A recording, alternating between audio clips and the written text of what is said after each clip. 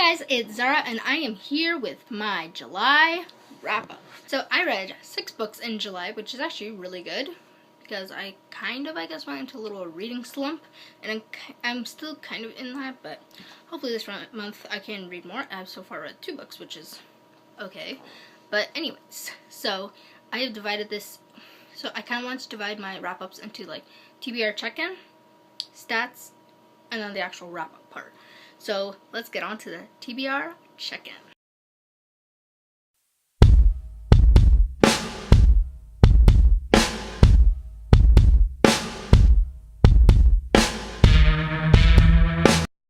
As you can see right here, those are the books that I read from my TBR and that I did not read from my TBR. I technically finished Grace's book in August, but I was meant to read it in July. I actually think I started in August. No, I think I did start a bit of it in July, and then I finished. I don't know. Anyways, I'm not gonna tell you anything about what I thought because that will be for my August wrap up. But anyways, let's get on to the stats.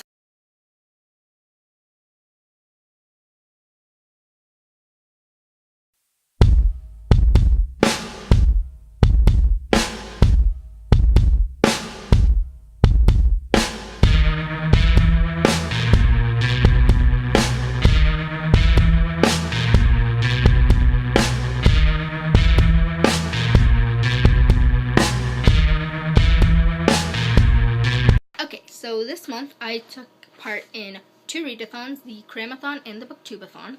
I did not finish any books during that time. Sorry. So in this month I read 6 books, 5 were physical books and 1 was an ebook.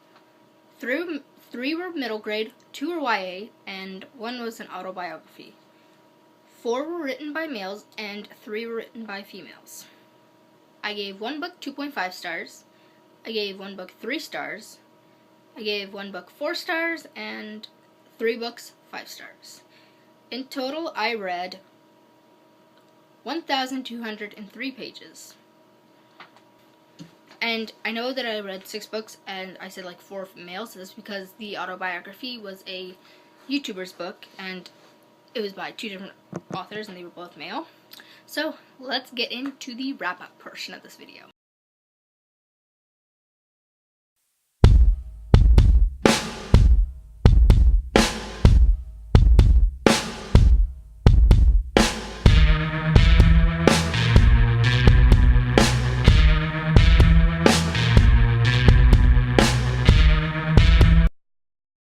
Okay, so the first book I read this month was The Mystery of the Golden Ring by James Hengled? I don't know how to say his name.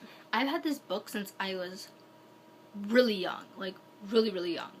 And there's definitely evidence because, let me see. Can you see that? Yeah. There's a lot of drawings in this book because back then I did not really care about taking care of my books, and shame on me because now I hate when there's just like that, and shame on my young self. Anyways, so I gave this book 2.5 stars. I thought it was okay. I could definitely tell who stole the ring from a mile away. Like, it was not that hard to know. Like, the character was so freaking obvious. It's just like, why did you think that it was him, but then be like, oh no, it's not him, and then it turns out to be him. Anyways, I thought the 3 main characters who are, I can't remember what their names were because I read this a while ago, like the beginning of the month, but anyways. No, I can't remember their names. Anyways, the 3 main characters are these kids. They're, they're Canadian, and they're in Greece for a family vacation, and one of the other Canadians, it's a public school, I believe, anyways, of 8th graders. I cannot remember. My mind's gone blank, but anyways. So they're at this museum, and this special golden ring gets stolen. And they were thinking it's the other Canadian kids because they were all like, looking at it, being like, oh my god, I want it, I want it, I want it. And I guess one of them stole it. So they go on this mission to find out who stole it. They like interrogate all the little kids and stuff who they think did it, just to see who was the stealer. I'm sorry, I'm really bad at describing books. Anyways, that's literally how I'm gonna describe it, because I don't know what else to say. But yeah, this got 2.5 stars for me. So the next book I read was The Misadventures of Max by Rachel Renee Russell, and this got 5 stars. I love this book. Honestly, it was just hilarious. I love the drawings and stuff. The one negative thing I have is it's literally a copy of Dork Diaries. Literally. The art is the exact same. It's just like she used kind of the same plot line as Dork Diaries, but made a guy. But I still really liked it because it has like his own little spin on it, because I guess he's kind of different from Nikki, because he's more of like the nerdy type. She's more the artistic type, which I do like. But like it's the same thing. Kid at his school bullies him to the point of him getting locked in his locker and staying overnight at school. And that is not a spoiler, because that does say it on the back of the book. So he pretty much is there, and a lot of bad stuff starts happening. And if I was him, I would freak the hell out, because it was a 3-day weekend, and what? I don't know how the hell he didn't pass out. I guess he kinda did. Anyways, like, this book was really good. I do highly recommend this series. This is the first book in a new series by her, but I definitely recommend the Dork Diary series. There's so far 10 books. They're middle grade, and they're like in that diary format, so it's really quick to read, and there's a lot of art and stuff. So, and the 11th book is coming out in October, I believe. So you better get on it. These books, I literally, right when I pick them up, I'll just like read them right after. And well, I waited a couple days and read this, but still, really good. Highly recommend. The next book I read was Don't Try This at Home by Kian Lawley and J.C. Callan.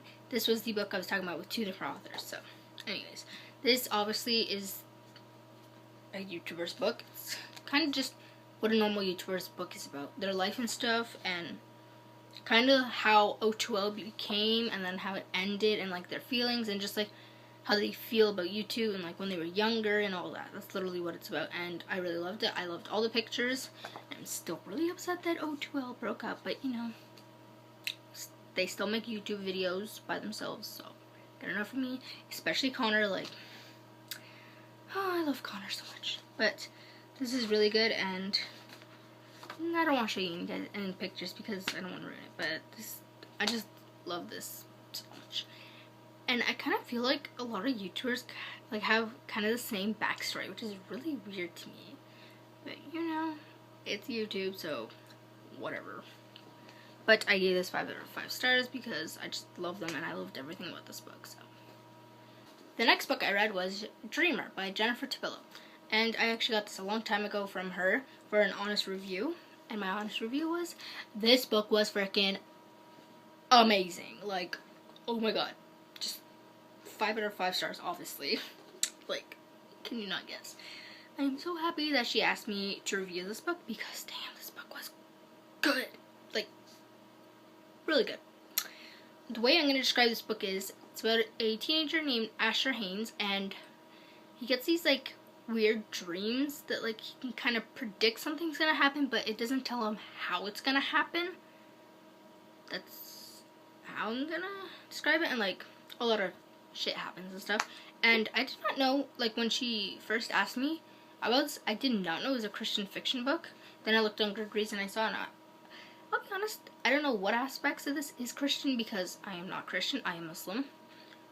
Maybe, like, it kind of has to do with, like, guardians and I think angels and like other stuff. I don't know. I've never read the Bible, so I wouldn't know. But anyways, so if you're looking for a really good Christian fiction book, bam, pick this up, because I can't with my feelings, and I cannot wait to read the second book, but I really need the third and the novella that's out. So the next book I read was Midnights by Rainbow Rowell, and that's one of the short stories from my true love gave to me. And I forgot to say that actually I did, I guess, finish something for the Craymathon, and it was that, but it was just like a really short story, and I gave it 4 out of 5 stars. I thought it was really cute and stuff, but I definitely didn't find the beginning really that interesting. I don't know, I just thought it was kind of boring, but after that it kind of got a little better. And it's about like New Year's and these two characters who kind of do the exact same thing until something new happens in the end. I don't know how to describe it because it's just the one little short story from that book. I don't know if I will read the rest of My True Love Gave to Me. Maybe Christmas, I don't know. But that was the one story I read, and I actually kind of enjoyed it. But anyways, the last book that I read this month, and that was Who Could That Be at This Hour by Lemony Snicket, and I gave this 3 stars.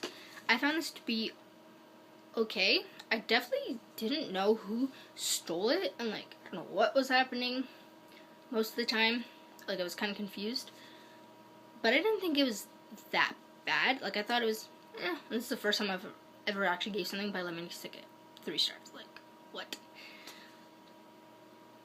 I don't know how to describe this book, to be honest, because I was kind of confused as to what happens. Just so you know, I'll have all Goodreads links because I suck at describing books. But anyways, yeah, I really don't know how to describe this, but I liked Lemony Snicket's character. I didn't really like the partner he was with in this book, and yeah, that's really how I can describe my feelings about this book. It was just, So that was my July wrap-up. I liked it. This is definitely a weird way of filming it for me because I'm not used to doing wrap-ups, but yeah. I hope you liked it. Don't forget to like, comment, and subscribe. Till next time. Bye, bros!